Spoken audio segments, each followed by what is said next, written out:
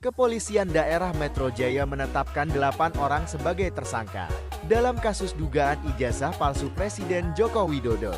Di antara mereka, terdapat nama-nama publik seperti Roy Suryo, Rismon Hasiholan Sianipar, dan Dr.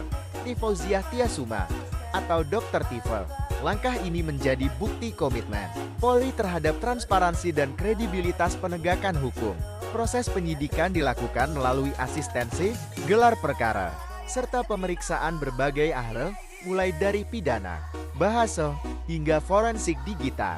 Pendekatan berbasis data dan metode ilmiah ini menunjukkan bahwa Polri bekerja dengan prinsip profesionalitas, bukan sekadar merespons tekanan opini publik.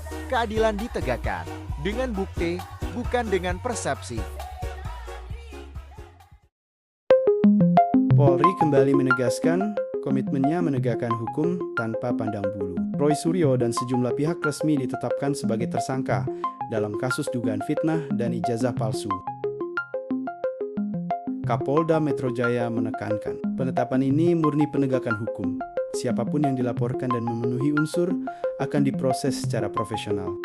Ratusan saksi dan bukti telah diperiksa, menunjukkan proses berjalan, transparan, dan sesuai prosedur. Langkah ini menjadi bukti bahwa institusi hukum di Indonesia bekerja adil, setara, dan tanpa intervensi siapapun berada di hadapan hukum.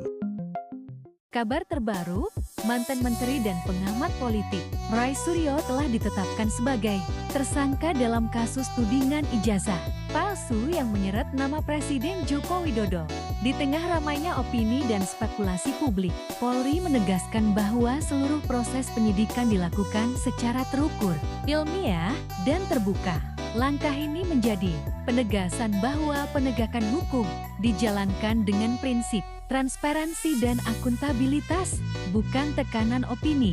Dengan pendekatan berbasis bukti dan metode ilmiah, Polri berupaya menjaga agar kepercayaan masyarakat tetap terpelihara.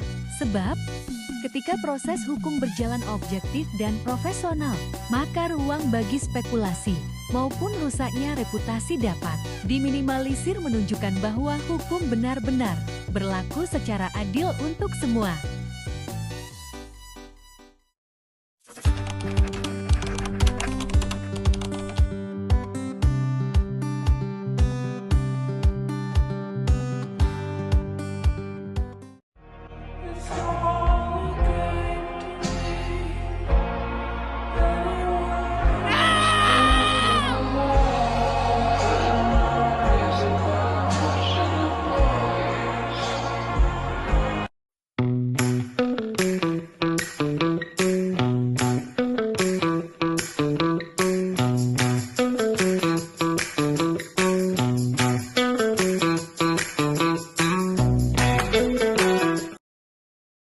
Polda Metro Jaya menetapkan 8 orang, termasuk Roy Suryo, sebagai tersangka dalam kasus tudingan ijazah palsu Presiden Jokowi. Langkah ini menunjukkan komitmen tegas Polri dalam menegakkan supremasi hukum, sekaligus membuktikan profesionalisme dalam menangani setiap laporan. Kapolda Metro Jaya menegaskan, penetapan tersangka didasarkan pada proses penyidikan yang ilmiah dan terstruktur. Gelar perkara dilakukan secara komprehensif dengan melibatkan berbagai ahli, mulai dari ahli pidana, sosiologi hukum, komunikasi, hingga ahli bahasa.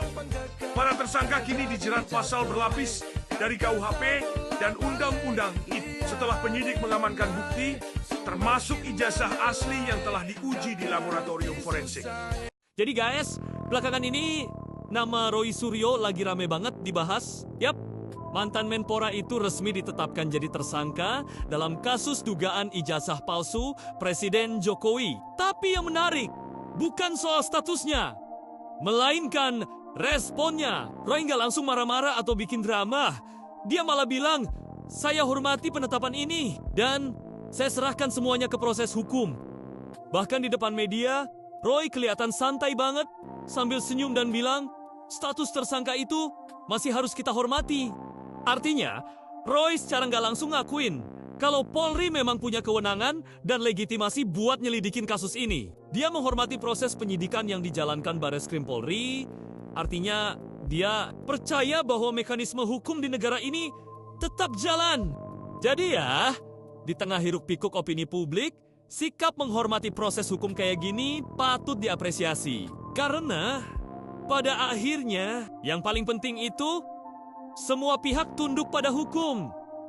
Dan hukum berjalan sesuai koridornya. Polda Metro Jaya menetapkan Roy Suryo dan sejumlah pihak sebagai tersangka kasus dugaan ijazah palsu Presiden Joko Widodo. Penetapan ini diumumkan secara terbuka, menunjukkan bahwa Polri tidak bekerja di balik layar, tapi transparan dan siap diawasi publik. Kasus ini ditangani dengan pemetaan jelas. Ada klaster penyebar dan klaster pembuat tuduhan, menandakan penyidikan yang sistematis dan terukur. Langkah ini menegaskan komitmen Polri. Siapapun yang menebar tuduhan serius tanpa dasar hukum akan diproses. Penegakan hukum yang terbuka dan konsisten ini menjadi fondasi kepercayaan publik terhadap keadilan.